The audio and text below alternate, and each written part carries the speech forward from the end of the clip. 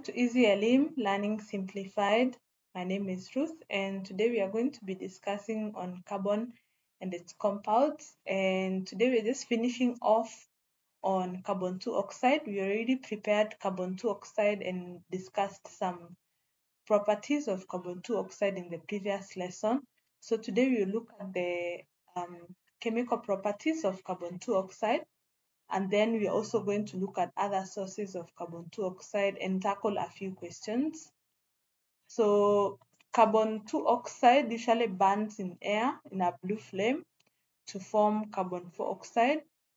So you can see the calcium hydroxide is meant to help us to know the carbon 4 oxide that is being produced, because it's going to form a white precipitate.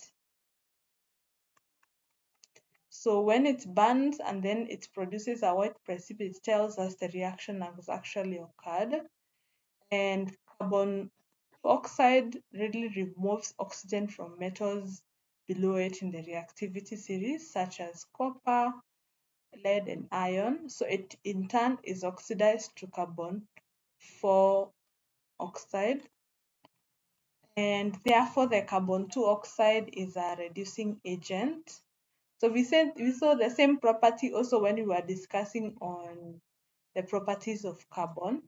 So if you take carbon monoxide or carbon 2 oxide and you pass it through copper 2 oxide, you notice that the carbon 2 oxide is going to take the oxygen away from copper, and it will turn the copper 2 oxide from black to brown. And we can see we are burning the excess carbon 2 oxide.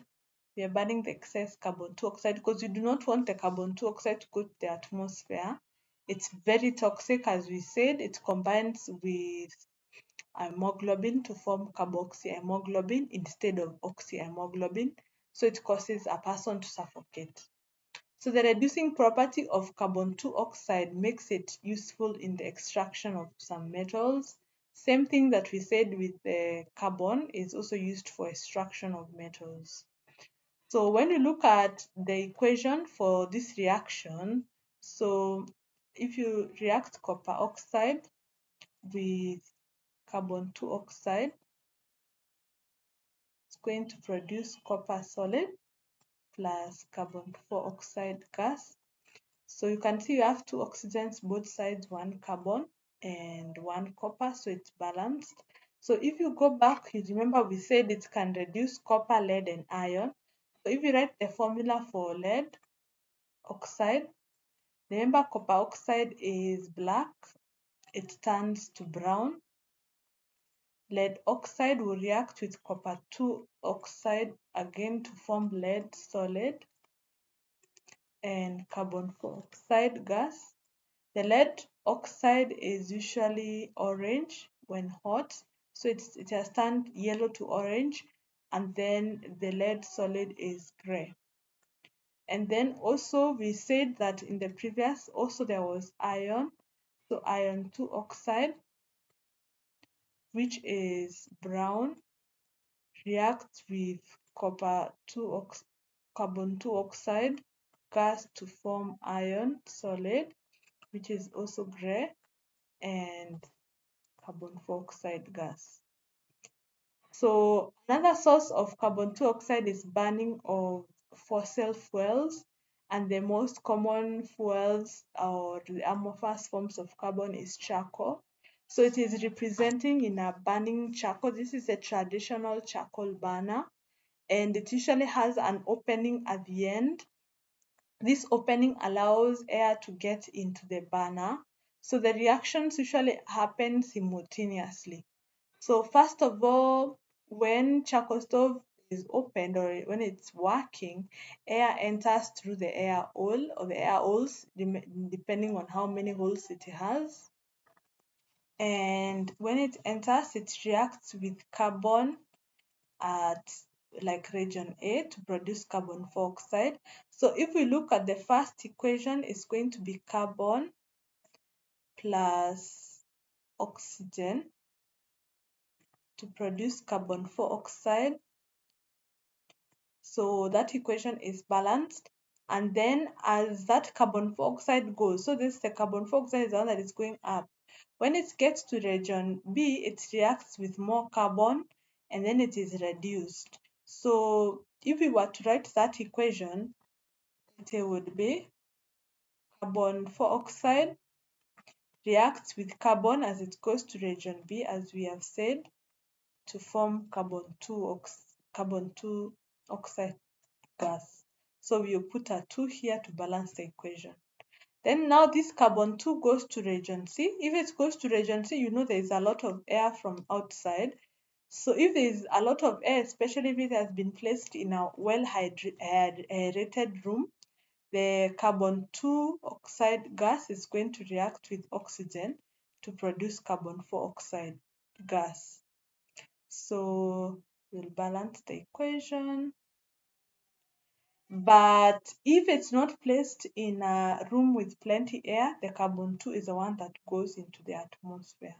And this is what causes the poisoning. So you need to place this charcoal jiko in a well aerated room. So some of the uses of carbon 2 oxide is it's used as a fuel or water gas. It's used as a reducing agent in the extraction of iron, extraction of zinc, extraction of lead, extraction of copper. Yes, in those metals. We're going to discuss it further when we go to Form 4 work. So let's look at a few questions. So the diagram below represents a burning G core. So we have the burning G core. You can see region A, B, C. We have the region where the air gets in down there. They write down the equation for the reaction taking place at A and B.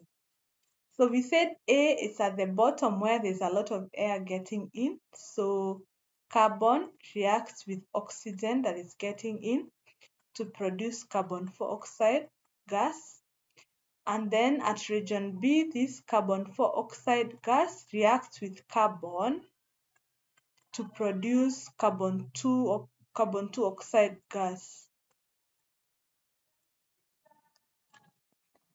And then next question is, why is it dangerous to use a Jiko in a closed room?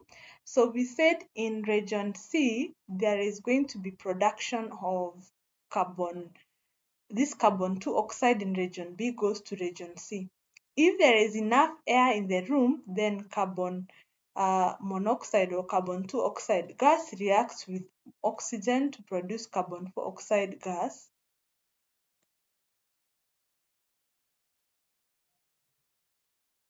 And so you can see in presence of oxygen, carbon dioxide, which is not that poisonous, is produced. But in a closed room, the carbon 2 oxide produced in region B is the one that is expelled in the room. If it is expelled in the room, remember we said it's poisonous because it causes the production of carboxyhemoglobin instead of oxyhemoglobin, which causes suffocation. And then the apparatus shown below was used to investigate the effect of carbon 2 oxide on copper 2 oxide. So this is now the reducing property of carbon 2 oxide. Set the observation that was made in the combustion tube. So in the combustion tube, we have copper 2 oxide, which is black in color. It turns to brown in color. So remember, you're just been told to state the observation. Write the equation for the reaction that took place in the combustion tube. So copper oxide plus carbon 2 oxide gas produces carbon 4 oxide gas and copper metal. The equation is balanced. Why is it necessary to burn gas K coming out of tube K? This is because carbon monoxide or excess carbon monoxide should not go to the environment.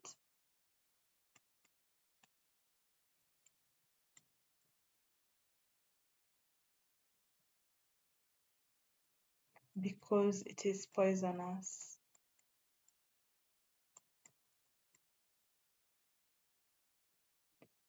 And then next question is carbon 2 oxide was passed over iron 3 oxide.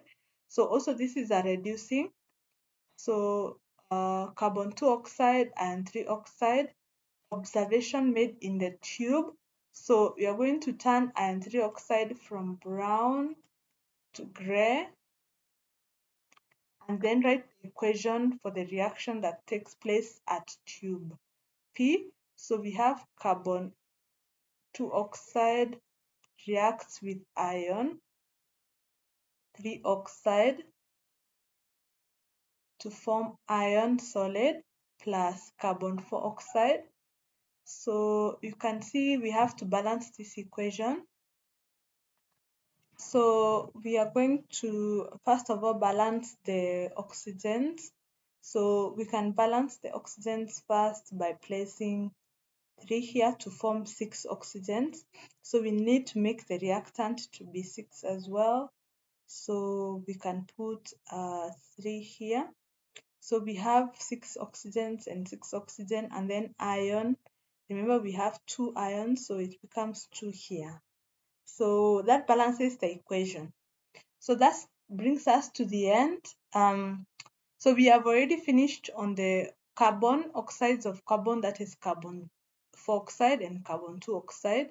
So in the next lesson, we are going to look on carbonates and hydrogen carbonates and see how they are usually reacted with acids and how they react when they are heated. So see you in the next lesson.